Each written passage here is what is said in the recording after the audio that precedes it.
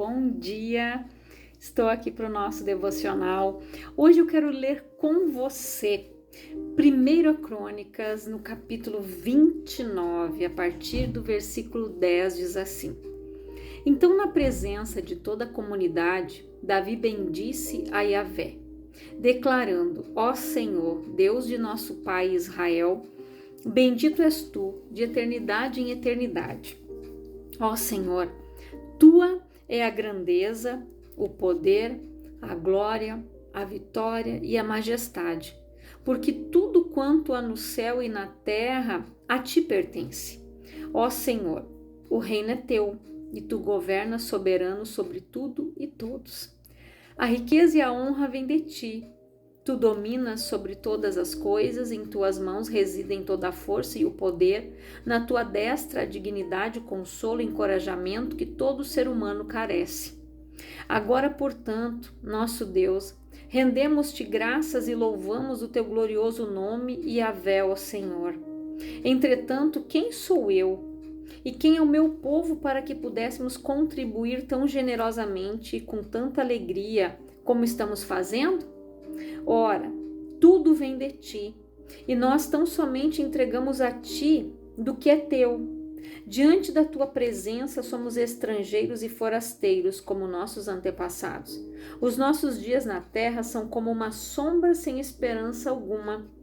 Ó Yahvé, nosso Deus, toda essa riqueza que doamos a fim de construirmos uma casa em honra ao teu santo nome vem das tuas próprias mãos, e todo esse tesouro pertence a ti. Deus meu, eu sei muito bem o quanto tu mergulhas em nossos corações, sonda-os e que te agradas da justiça e da integridade. Na sinceridade da minha alma ofereci voluntariamente todas estas riquezas e agora vi com imensa satisfação que o teu povo que se encontra aqui igualmente ofereceu dos seus bens com generosidade e alegria. Ó Yahvé, Senhor Deus de nossos pais, Abraão, Isaque e Israel, que é Jacó, conserva por toda a eternidade no coração do teu povo esta generosidade e estes pensamentos justos e encaminha o coração deles para ti. Dá a meu filho Salomão um coração sincero e honesto, a fim de obedecer aos teus mandamentos, aos teus decretos e aos teus princípios, para que possa edificar-te este templo para o qual reuni todos os recursos necessários. Então Davi declarou a toda a comunidade: Bendizei, pois, a Yahvé, o Senhor vosso Deus. E toda a assembleia bendisse a Yahvé, Deus de seus antepassados, e ajoelharam-se em sinal de plena adoração e dedicação ao Senhor Deus e perante o rei. Então aqui, o que aconteceu? Davi, ele já estava velho, e chegou um momento ali, dele ter o seu sucessor, que foi Salomão. E ele queria, o desejo do coração de Davi era construir um templo para o Senhor. Mas Deus disse que como pela mão de Davi teve muito derramamento de sangue, ele não poderia edificar esse templo. Mas que o seu sucessor, que seria Salomão, este sim. Se você ler nos versículos anteriores, ali no início do capítulo 29, ali você vai ver todas as doações, tudo que Davi doou, gente, foram toneladas de prata, de ouro, de bronze, e os seus comandantes se alegraram com aquele exemplo. Ele doou tudo que era do seu tesouro pessoal para Deus, para a construção do templo. Ou seja, ele deu o melhor. Davi, ele amava estar na presença de Deus e ele levava as pessoas, todo o seu povo aqui, a voltar-se para o Senhor. Por isso que ele foi chamado um homem segundo o coração de Deus, não porque ele era perfeito, mas porque ele reconhecia os seus erros, reconhecia as suas falhas, reconhecia os seus pecados, as suas culpas, ele pedia perdão e ele não culpava ninguém. Davi era aquele que não ficava dizendo, não, aconteceu isso por causa disso, Senhor, não. Quando ele pecou com a Betseba, ele disse somente: eu pequei contra o Senhor. Ele não jogou a culpa para ela. Ele assumiu a culpa. Porque no momento em que os reis saíam para guerrear, ele ficou. Abriu aquela brechinha e o diabo entrou. Pecado. Aí aconteceu tudo o que aconteceu na vida de Davi, nas consequências que seguiram os seus filhos, né? Então, o que a gente aprende aqui? Olha a oração que ele fez para que o povo continuasse com o coração voltado para o Senhor e que desse para Salomão um coração sincero, honesto, a fim de obedecer os mandamentos, os decretos e os princípios, para que possa edificar esse templo para o qual reunir os recursos necessários. E a palavra edificação, gente, ela vem de construção, de crescimento. Para edificar, para dar início em uma construção, a uma edificação, tem que ter uma base. Eu já falei isso aqui, que precisa ter primeiro uma base, que quando eles vão construir um prédio, primeiro eles aplanam o terreno, depois eles cavam, eles trabalham mais de um ano praticamente, gente, só fazendo a base, o alicerce, para depois começar a edificação. E a edificação, gente, também na nossa vida, ela é crescimento.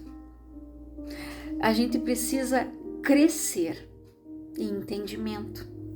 Os edificadores exercem a essência e o caráter de Jesus. Por isso, nós provemos tudo isso, né, quando temos paz, seja ela interior como no relacionamento com outras pessoas. Então, nós precisamos ter um bom relacionamento com as pessoas para que nós possamos crescer, nos relacionar, ter paz. A palavra diz que nós devemos ter paz uns com os outros, não guerra, não brigas, não dissensões, não discussões. E a edificação nos leva a conservar em bom estado tudo o que é reparado, gente, nos passos da cura. Quando nós somos curados, quando nós nos colocamos diante do Senhor dispostos a mudar, dispostos a sermos curados, transformados, entra aí a edificação. Tudo isso acontece após esse crescimento, vai acontecendo gradativamente, conforme nós colocamos a nossa vida diante do trono. Conforme nós olhamos para nós, reconhecemos as nossas falhas, os nossos medos, as nossas culpas, os nossos pecados. E quando nós aceitamos ser perdoados, e a gente consegue liberar perdão, quando a gente passa pelo processo de cura, porque todo mundo que veio para Jesus tem feridas, coisas que precisam ser removidas, feridas na alma, rejeição, abandono, culpa, traição, N coisas. Feridas que ficaram na alma, que foram criando ressentimentos, ofensas, amarguras, ódio, mágoas. E isso, gente, são feridas na alma. Para que a gente possa chegar na edificação da nossa vida, no crescimento, nós precisamos primeiramente passar pelo processo de cura. Nós precisamos primeiro fazer como Naamã, deixar o orgulho de lado. Reconhecer que nós somos pecadores, que nós temos falhas, que nós não somos perfeitos. Que assim como nós também fomos magoados, nós também magoamos. De que nós também causamos danos, assim como nós tivemos danos que foram causados na nossa vida, nós também causamos. Quando a gente falava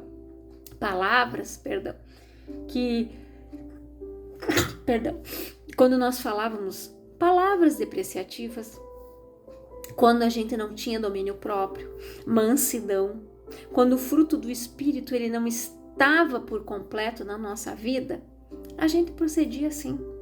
Mas quando a gente começa a passar pelo processo de cura, de transformação, aí começa depois a edificação, o crescimento, aonde a pessoa busca ser cheia do Espírito Santo, ser santa porque Ele é santo.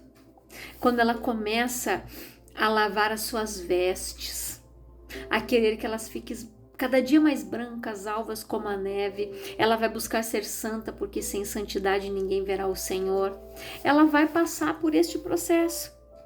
E também ela libera sobre nós o poder restaurador que emana de Jesus. A edificação nos levanta, nos faz influenciar e expandir a cura que recebemos por meio do Espírito Santo, gente.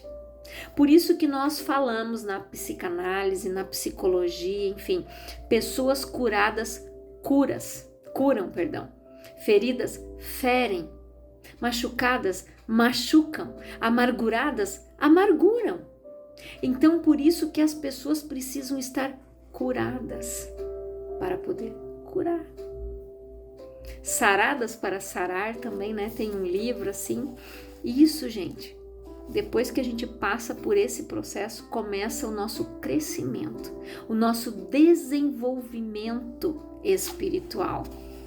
E a palavra, gente, ela diz em 1 Pedro 5,10: o Deus de toda graça, que os chamou para a sua glória eterna em Cristo Jesus, depois de terem sofrido durante pouco, de tempo, os restaurará, os confirmará, dará força e os porá sobre firmes alicerces. E lembra que eu falei aqui aquela vez sobre Isaías 61:4, que diz: e edificarão os lugares antigamente assolados, e restaurarão os anteriormente destruídos, e renovarão as cidades assoladas destruídas de geração em geração. Só Deus pega as ruínas e transforma em algo novo. Só Deus é capaz de edificar uma vida que estava destruída, uma vida que estava em ruínas. Eu não sei como você chegou diante de Jesus quando Ele te encontrou, porque a palavra diz que Ele nos amou primeiro. Eu me lembro que eu cheguei ferida, cheia de enfermidades, tanto na alma como no físico, que quando eu fui conhecendo a palavra, eu fui ouvindo a palavra que foi me libertando, eu fui recebendo a cura no físico, no emocional. E tanto que Deus, Ele me direcionou, a fazer aquele curso de psicanálise para mim conseguir entender, compreender as pessoas, a dor, os sofrimentos, os traumas, porque a gente precisa parar de sentar no trono do acusador, de querer culpar, julgar, dar sentença. Porque a gente não é Deus e a gente não é Jesus, a gente não é advogado, a gente não é juiz. E eu não posso julgar o adulto sem saber a criança que ele foi. Eu não estou aqui para julgar ninguém, porque a palavra diz que com a mesma medida que eu medir, vai ser medido para mim. E as palavras que eu disser contra alguém, em juízo eu vou prestar conta. É algo muito sério. Então, quando a gente entende isso, que a gente não está aqui para ser julgado e nem para julgar. Jesus, ele não veio para julgar e nem condenar o mundo, ele veio para salvar. O que diz a palavra em João? Deus amou o mundo de tal maneira que deu o seu único filho unigênito para que todo aquele que nele crê não pereça, mas tenha vida eterna. Nós perecíamos até Jesus entrar na nossa vida. A gente vivia em escravidão, em doença, em enfermidades, doenças na alma, emocional, cheia de doenças psicossomáticas. Quantas pessoas estão assim? Então nós precisamos levar Jesus até essas pessoas, para que elas possam ser curadas verdadeiramente. Jesus, ele não veio para condenar ninguém, tanto que a mulher adúltera, quando ela foi levada pelos seus acusadores, só que o homem tinha que ser levado também, eles levaram só ela. Foi pega em adultério, mas levaram só ela. Jesus, ele estava escrevendo. Ninguém sabe dizer o que ele estava escrevendo, mas Jesus provavelmente ele estava escrevendo ali para não se irar. Ele estava escrevendo ali e as pessoas perguntando, e daí, o que nós vamos fazer? Ele disse, atira a primeira pedra quem não tem pecado. A começar pelos mais velhos, a palavra diz que eles começaram a largar as pedrinhas e ó. Por quê? Quanto mais tempo de vida eles tinham, mais velhos, mais pecados eles tinham acumulados. Quantas coisas erradas eles tinham feito. E eles estavam ali condenando. Mas quando Jesus disse, jogue a primeira pedra quem não tem pecado, a começar pelos mais velhos, foram largando as pedrinhas e ó, foram embora. Então, para você ver que nós não somos juízes de ninguém. E não podemos julgar os outros, nem condenar. Não podemos dar sentença, bater o martelinho, porque a gente diz, não, esse aí tem que morrer. Isso aí é uma praga mesmo. Isso aí, ó, não, esse aí não vai fazer falta no mundo. Quantas vezes a gente agiu assim? Quantas vezes, quando eu assistia a notícia, a gente via aquelas notícias trágicas, a gente dizia, esse aí tinha que matar. Esse aí tinha que picar todinho. Esse aí tinha que fazer assim, gente, mas quem é a gente para fazer isso? Já pensou? Se Deus dissesse, pois é, então eu vou te picar também. Ó, eu vou te retalhar todinho. O que ia ser da gente? Por que a palavra diz que as misericórdias do Senhor se renovam a cada manhã e por causa dela nós não somos consumidos por causa disso? Glória a Deus que essa misericórdia do Senhor, as misericórdias, porque são muita gente, elas se renovam, porque nós estamos lascados. E só Deus consegue transformar aquilo que estava em ruínas, restaurar. Você já viu aquelas obras de museu que eles trazem pessoas para restaurar? Nossa, é um trabalho minucioso. Leva tempo, gente. Até eles corrigir, colocar, arrumar aquela imperfeiçãozinha, aquela rachadurinha. Eles transformar aquilo ali leva tempo. E leva tempo, gente. Até que a gente aceite, que a gente admita, que a gente olhe para o nosso eu e veja que nós precisamos de ajuda. Que nós não somos perfeitos, que nós precisamos ser transformados como aquele barro que estava na mão do oleiro, que Deus disse, olha lá, Jeremias, vai lá na olaria e olha como é que o oleiro trabalha naquele barro. E o oleiro estava trabalhando, ele viu que o vaso não estava legal, ele desmanchou, ele fez de novo e Deus disse, assim eu vou fazer na vida do povo de Israel. Então é assim que Deus faz, gente. Deus, ele arruma, Deus, ele restaura. É um trabalho minucioso. Dá trabalho. Dá trabalho. Você acha que você ganhou alguém para Jesus, você tem que orar por aquela pessoa. Você tem que ajudar ela a dar os primeiros passos. Você tem que auxiliar ela na leitura da Bíblia. Você tem que tirar um tempo para ajudar aquela pessoa. Assim como Deus também. Ele não gastou, ele empreendeu o tempo em nós. É um empreendimento, empreender, gente, é ajudar, discipular, ensinar, cuidar. É isso que Deus espera de mim e de você. Não é só o pastor, não. A palavra diz ide. Não é só para o pastor, gente, não é. Os benefícios da edificação. Crescemos em tudo naquele que nos cura. Jesus. Edificamos outras pessoas. Adquirimos maturidade espiritual. Vivemos de maneira saudável, física, mental e emocionalmente. Nossas palavras vão sempre expressar amor, aceitação, afirmação e encorajamento. Somos revestidos com o espírito de humildade e nos leva a servir em amor, gente.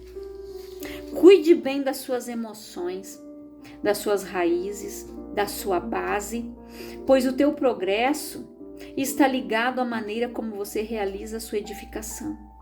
Lembre-se que o nosso arquiteto é um perito em transformar ruínas em palácio.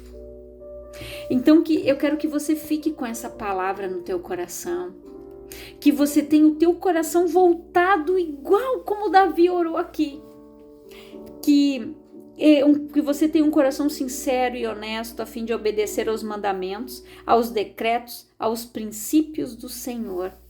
Que você tenha esse coração voltado para Deus, para as coisas do reino, que você possa ser edificado, transformado por completo. Isso é edificação.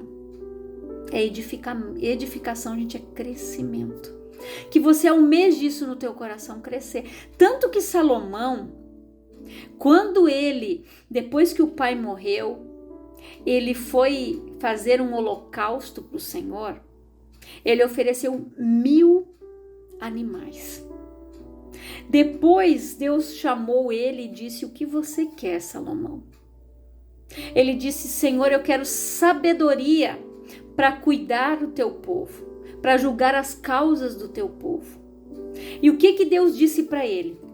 Porque me pediste sabedoria e não honra, glória, tesouros, mulheres, enfim, reinos, tudo isso eu vou te dar, porque você pediu sabedoria. Gente, lá em Provérbios começa dizendo o quê? O princípio do temor, o princípio da sabedoria, gente, é ter temor. Esse é o princípio da sabedoria. É saber o que pedir. Pediu e não recebeu porque pediu mal para gastar nos teus próprios deleites. Olha o que Salomão pediu: sabedoria. A palavra diz que aquele que não tem, peça que o Senhor dá. Isso é algo que nós temos que buscar, gente. Buscar sabedoria, buscar conhecimento. A palavra diz: conheçamos e prossigamos em conhecer ao Senhor. Só que tem gente que começa e para. Não, eu já sei tudo. Eu já estou tantos anos na igreja, a Bíblia eu já li toda. Sabe aquele crente, o casca grossa que a gente chama? Ele sabe tudo. Só que a palavra diz que a gente tem que conhecer e continuar conhecendo, buscando. Não adianta criar aquela casca, o crente cascudo. Eu sei. Não, eu estou tantos anos na igreja. Não, você não precisa me ensinar nada. Cadê a humildade? O orgulho entra, o ego inflado. Essa pessoa para de crescer. Para o desenvolvimento. Ela estaciona. Por isso que Deus, ele nos tira da zona de conforto muitas vezes e faz a gente passar por um desertinho, por um valezinho, por uma prova, por algo, para a gente orar, para a gente buscar, para a gente se consagrar, para a gente matar a carne, que muitas vezes ela está vencendo. Então faça um propósito com Deus, faça uma consagração, para que o Senhor venha fortalecer o teu espírito, a tua vida, para que o Senhor venha te revelar muitas coisas que você não sabe. Então busque o Senhor enquanto você pode achar, é o que diz a palavra. Que o Espírito Santo fale mais ao teu coração. Eu quero orar por você, Pai, em nome de Jesus. Eu oro por todas estas pessoas que ouvem esta palavra. Pai, que elas sejam edificadas, transformadas, que elas busquem pelo crescimento, desenvolvimento, que elas não estacionem, que elas não fiquem sentadas à beira do caminho, que elas saiam da zona de conforto, que elas tornem a buscar, a orar, a se consagrar, a buscar o reino como elas buscavam e pararam.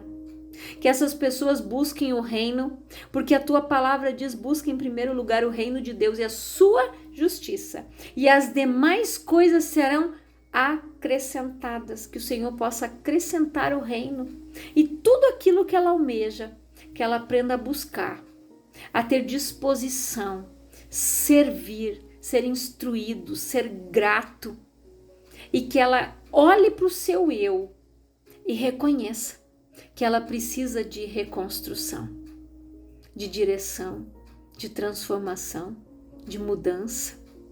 E só o teu Espírito pode, porque só Ele nos convence da justiça, do juízo e do pecado.